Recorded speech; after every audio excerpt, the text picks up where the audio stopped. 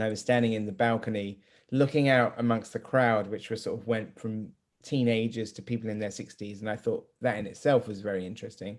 And I said to Phil, I said, you know what, somebody's got to do a documentary about Sparks, because they're the best, most influential band that don't have a documentary about them. And I just think that like an overview of the band would really like make people who don't know who they are see like the kind of just how massive their kind of influence is. And Phil's looking at me saying, you should do it. And I was like, yeah, I will. Edgar, did you always set out to do a movie with these guys as a documentary, or was there a version where you wanted to do a narrative feature with them? And then in terms of the approach to the documentary, did you think I'll do it the way that I do it, kind of like the way that Sparks does their music? Well, definitely the latter, but in terms of the genesis of it, it was literally because as a Sparks fan, and having gotten to know Ron and Russell, I've known Ron and Russell since 2015. And so somewhere in that kind of 2 years of not just loving them as a band and sort of being obsessed with them and then getting to know them as people and then seeing them live like a couple of times in that period, and just started to sort of, I started to say out loud, somebody needs to do a documentary about Sparks. So it wasn't necessarily that I was saying I'm gonna do it. I just kept saying somebody should do it because they deserve to have their story told. And it was particularly because I felt that a lot of like music documentaries cover like a golden period in inverted commas.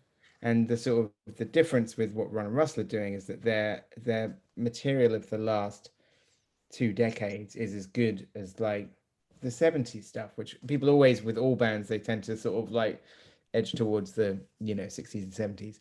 But like in this case, it wasn't true. And that was something that was like the confounding part of the trajectory, is that it was still a going concern, still an active band, like two albums in the last 4 years, both really, really strong, like up there with the best. So I just felt like this was a story that kind of deserved to be told.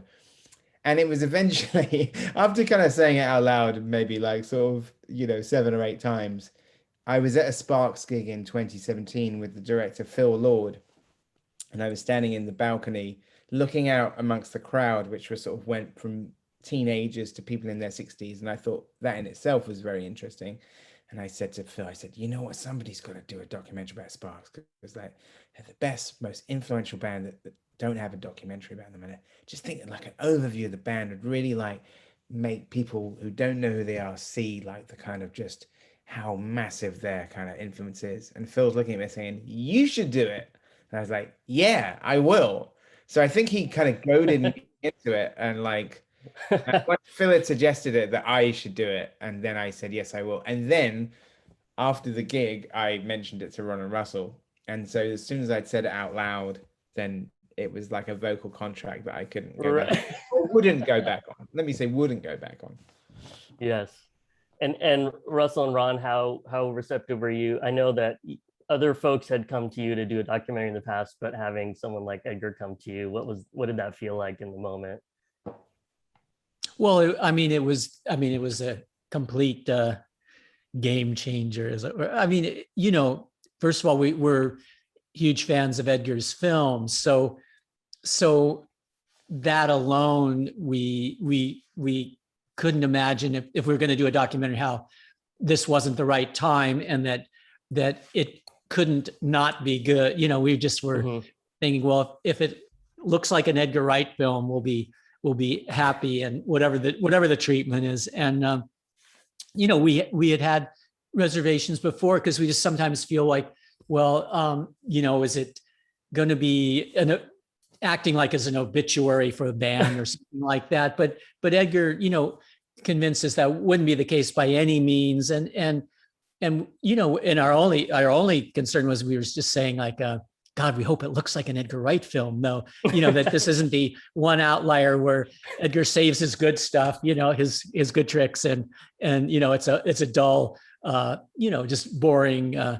documentary. But for everyone that's seen it so far, and especially when we first saw it, we went, wow, it looks like an Edgar Wright film, and it's kind of kinetic style, and most of Edgar's films, music plays a really important role in them. And so that was another thing that we know that Edgar's just a fan of music in general. And so just all those factors, and especially just his passion for our band. And so, we had complete confidence, and we were proven right when we finally got to see the finished product. Yeah, absolutely. Edgar, what was the the process from the very beginning in terms of like, how am I going to catalog and go through this material, because you guys had just thousands and thousands of hours of footage, right, at your disposal. Where do you start? Well, I think it was going into the process knowing that I wanted to make an oral history. So, and also that I was going to cover the entire 50 years. That was important. It wasn't like I was going to, and so that I thought was important because, so I guess I kind of went into it with an idea of like, okay, we find out where Ronald Russell came from and what inspired them and how that sort of, kind of became sparks. And then in telling the story through the sort of that time period, people come into the story either working with them or people who are fans who then, go on to be very successful themselves. So you can kind of sort of see the chronology of it just through sort of, it wasn't like a Beatles thing where everybody becomes a fan of the Beatles at the same time. Right. It's something where the, kind of the influence and the sort of the fandom is still going. And so that was afforded me like sort of a lot of people to help tell the story. Oh, Ron and Russell are like obviously brilliant interviewees, and then sometimes they're just too modest to say things about themselves out loud. So that's where I have to bring in all the ringers to say nice things about them that they're too modest to say themselves.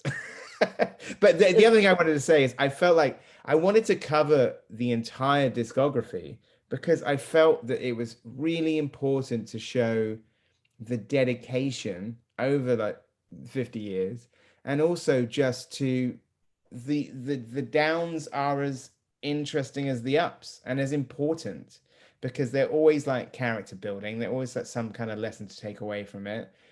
Some of those albums that at the time maybe didn't get a lot of kind of a big response and now like sort of very beloved by some very famous people who maybe like know that album alone, so I think it was just a way of that doing it where you could sort of show how influence kind of like develops over a matter of time.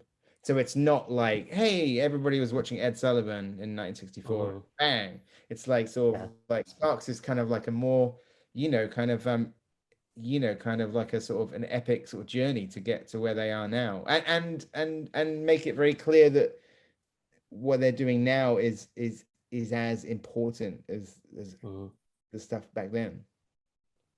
Yeah. How do you, Russell and Ron, how did you guys stick to your vision over all this time and being able to change your vision based on what you wanted to do and not really, concede to like the record business? Because there's so much pressure in this business to conform. And what kept you guys going the whole time, on I your don't own know thing? how much of it is integrity, and then how much of it is just not having a choice, because and seriously, because we know we have a sensibility, and from the very beginning there was something that we were doing, even though at the beginning we were trying to emulate British bands, Right. The Who and the Kinks, but it kind of failed, and we sort of kind of stumbled on what we were doing.